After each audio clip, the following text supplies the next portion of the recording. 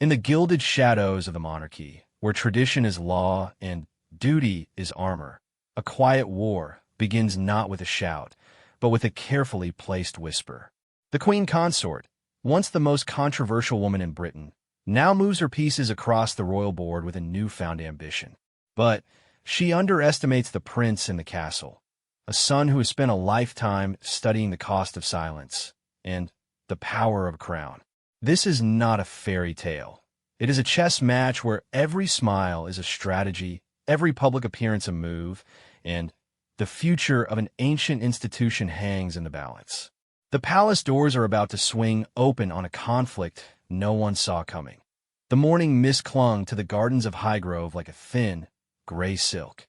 Inside, Camilla, the Queen Consort, stood at her writing desk, a single sheet of crested paper before her. The quiet success of the first year of a new reign was a foundation, and she intended to build. Her ambition was not for the crown itself. That was Charles's, but for a legacy of her own, one that would permanently weave her and her influence into the fabric of the modern monarchy. It was a delicate project, requiring not the blunt force of demand, but the subtle art of suggestion and the strategic warmth of a reinvented public image. Her focus was the firm and its most unpredictable element, the Duke and Duchess of Sussex. Their ongoing narrative, a potent mix of truth and spectacle, was a splash of color on her careful canvas, one she believed needed to be gently erased for the stability of the crown. But her broader play was for influence. She began, softly, to advocate for a more streamlined monarchy in her conversations with Charles, a concept that just happened to centralize activities around the working royals who were, in her view, most reliable: herself, Charles, and a gracefully retiring princess. And the Waleses, with their young family and overwhelming popularity, were of course central, but she perceived William as distant, sometimes rigid, and Catherine as brilliant, but narrowly focused on early childhood.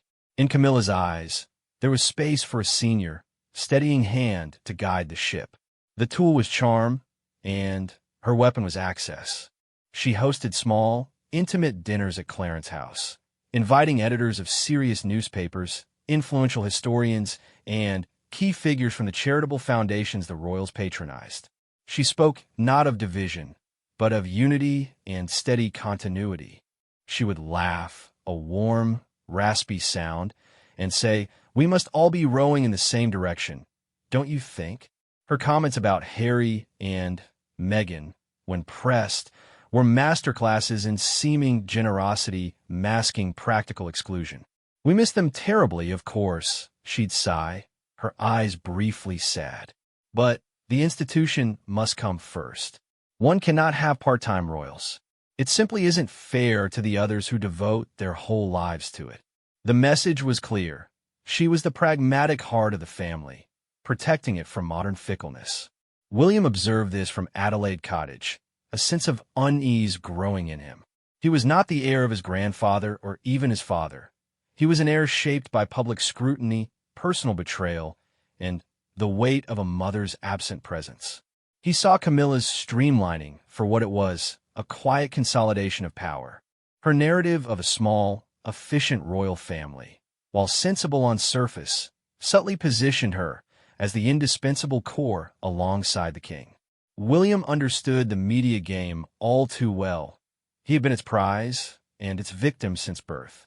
He noticed the favorable profiles of Camilla, the articles praising her no-nonsense approach, often contrasted with vague allusions to the more emotional, younger generation. He said nothing publicly. His response was not to fight charm with conflict, but to build something unassailable.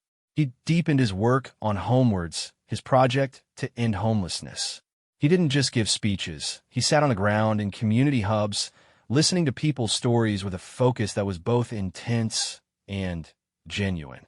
He and Catherine launched a surprising, deeply researched campaign on adolescent mental health, an area they had not been widely known for, showcasing a strategic expansion of their portfolio.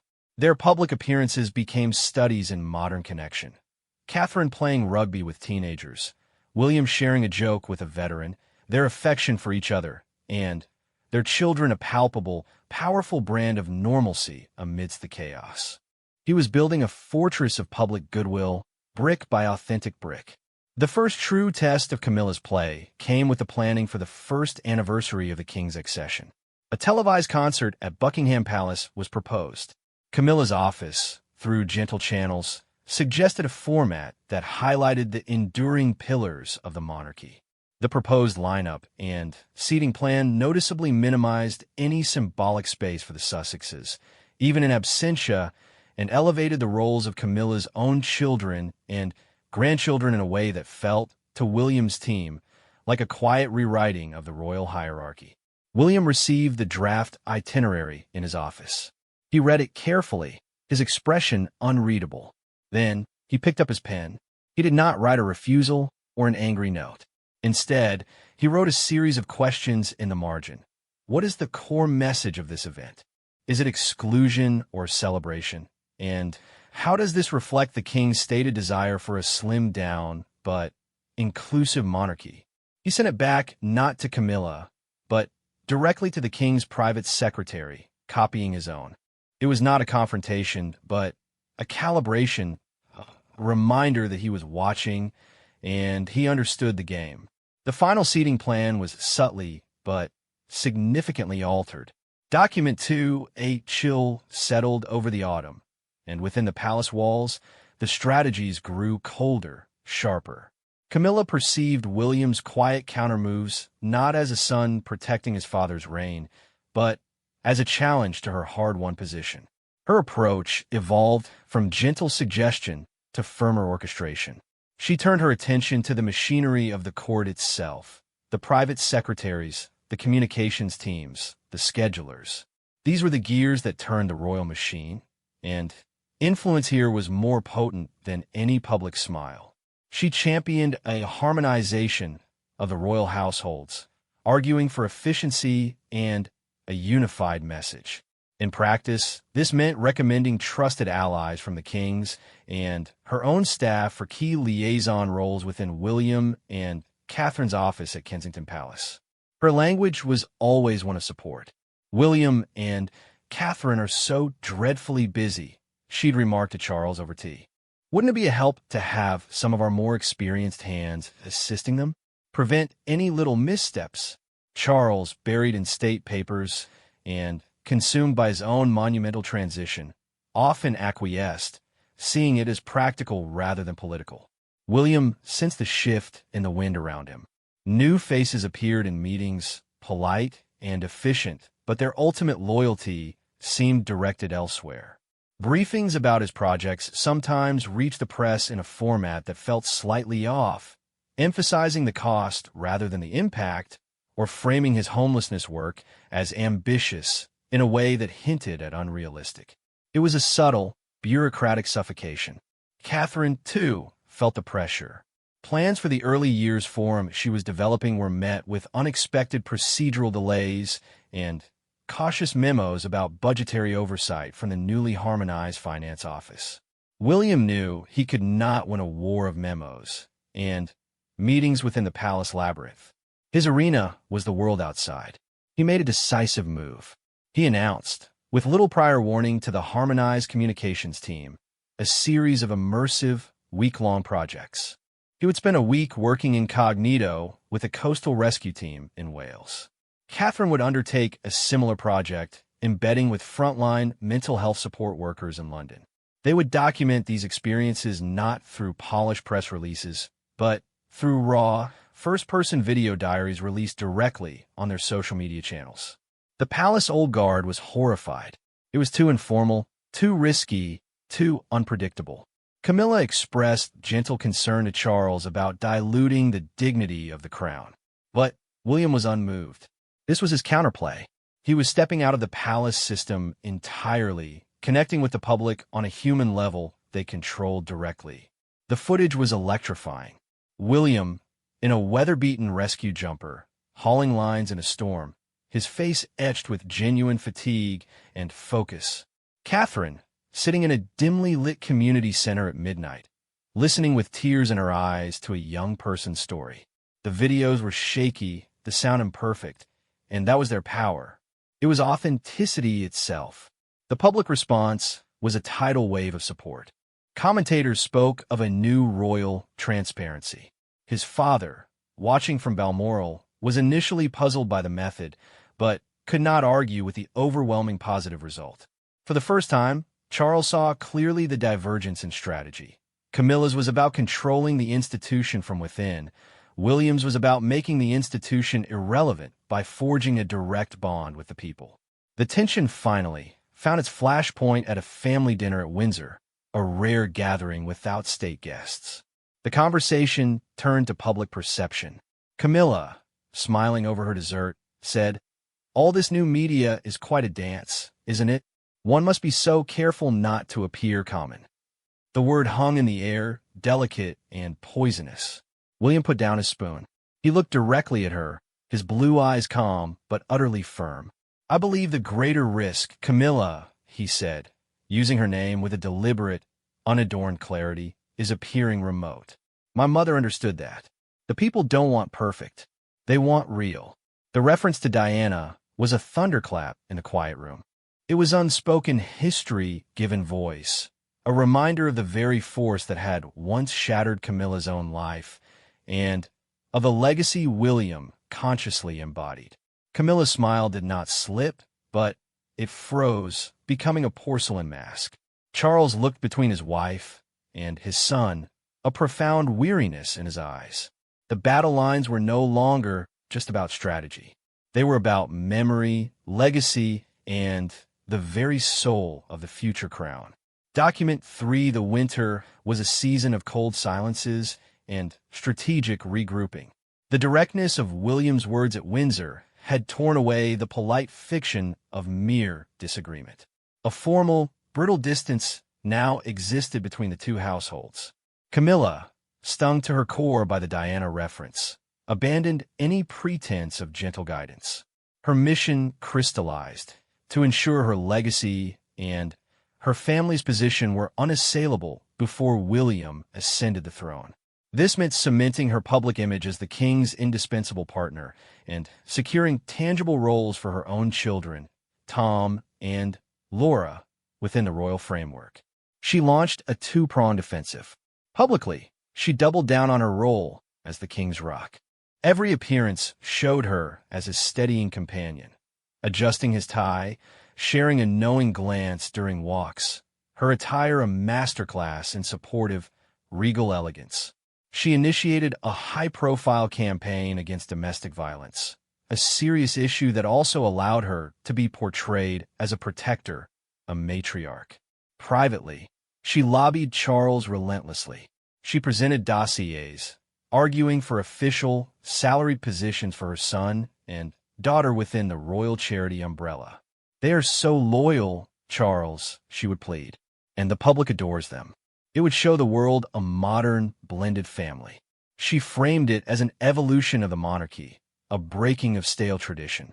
William received intelligence of these discussions through his own remaining loyal channels. His anger was a cold, slow-burning thing.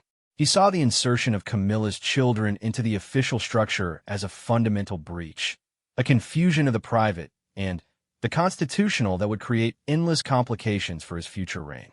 He understood his father's desire for peace and his genuine affection for his stepchildren, but William's perspective was that of a future king. His duty was to the integrity of the crown itself. His countermove was both brilliant and deeply personal.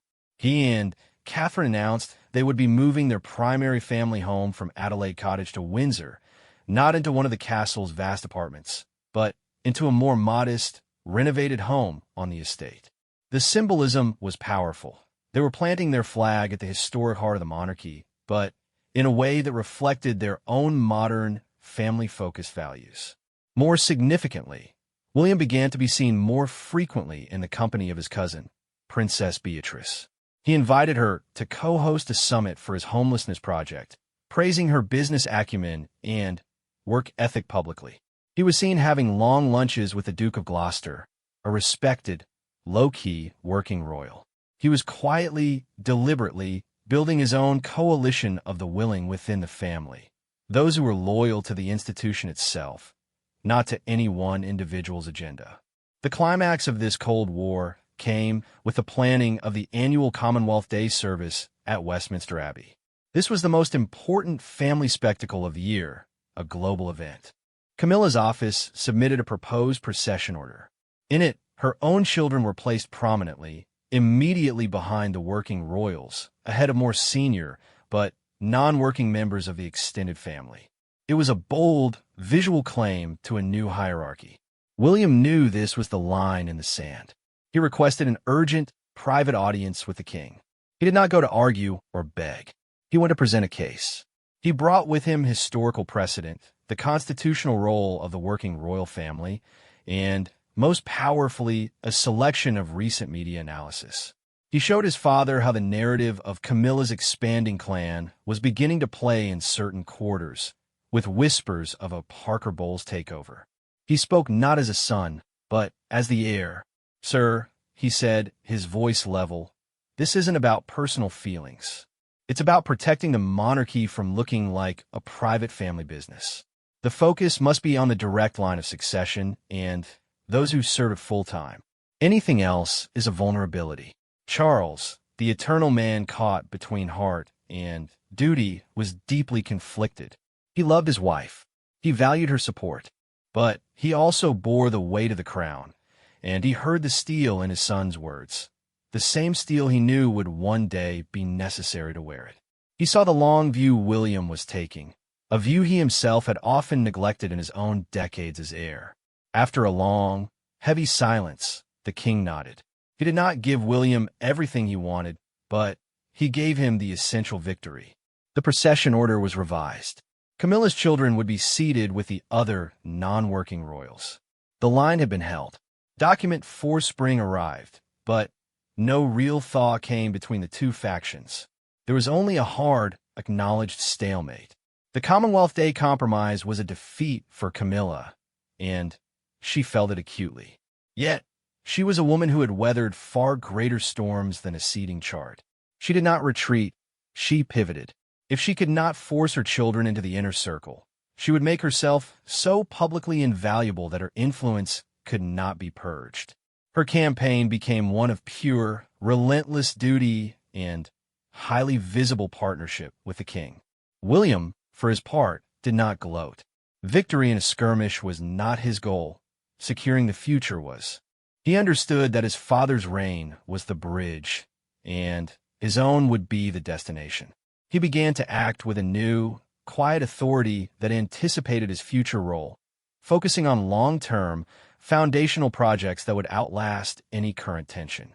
He launched a multi-year, global environmental initiative focused on ocean conservation, partnering with world-renowned scientists and securing major philanthropic funding, operating almost like a sovereign state rather than a royal figurehead. He and Catherine began a discreet but thorough review of their own future household, identifying trusted allies and building a team of modernizers who shared their vision of a service-oriented, transparent monarchy. The unexpected catalyst for change was the king himself. A minor health scare, a spell of dizziness during a garden party, sent a jolt of fear through the family and the institution. It was a blunt reminder of mortality and the inevitability of succession. In the anxious days that followed, Charles, resting at Sandringham, did some deep reflection. He saw the two people he cared for most orbiting him in a tense, exhausting dance. He saw his wife's fierce dedication, and he saw his son's formidable preparation. He realized that the very conflict between them, if left to fester, would become the greatest threat to the stability he sought to protect. He summoned them both, separately, and then together. With Camilla, he was gentle but firm. "My love," he said, holding her hand, "your strength has been my shield. But William is the future. We must find a way to weave your threads into the tapestry, not try to change its design." With William, he was direct. "Your mother's legacy is in your blood, and your duty is in your bones. But Camilla is my wife, and she has earned her place. Respect is not a reward. It is a requirement of the crown you will wear. Then, in a meeting that was reportedly stark and emotionally draining, he laid down a new law. There would be no more bureaucratic guerrilla warfare. There would be a formal, monthly council involving the king, the queen consort, and the Prince of Wales to align on major projects and public messaging. Camilla's work would be championed, but within the framework of the core royal family. William would have autonomy over his and Catherine's household and their project's direction. The unspoken agreement was a truce. Camilla would have a respected present, William his assured future. The first test of this fragile peace was the trooping the colors ceremony. The world watched for cracks. What they saw was a masterpiece of studied unity. On the balcony of Buckingham Palace, the family stood as a portrait. Charles and Camilla were central. William, Catherine, and their children stood beside them, a vibrant picture of continuity. At one point, as the aircraft of the Royal Air Force roared overhead in a flypast, a young Prince Louis, startled, clapped his hands over his ears. William instinctively bent down, smiling to reassure him. Simultaneously, Camilla, standing next to Catherine, leaned over and said something to the boy, her face breaking into a genuine, grandmotherly smile. Catherine smiled back, a nod of thanks. It was a tiny, unscripted moment, but the cameras captured it all. A chain of connection, however delicate, from the king to the future king to a little boy who one day, too, would stand on that balcony. The story behind the palace doors did not end with a warm embrace or a magical resolution. It ended with a quiet, professional understanding, forged in the cold fire of ambition and checked by the heavier weight of destiny. Camilla's bold play had not won her a controlling interest, but it had secured her a lasting, legitimate seat at the table. William's surprise encounter had not removed her, but it had firmly established the boundaries of the kingdom he would one day rule. They had measured each other, found the other formidable, and reached a form of détente.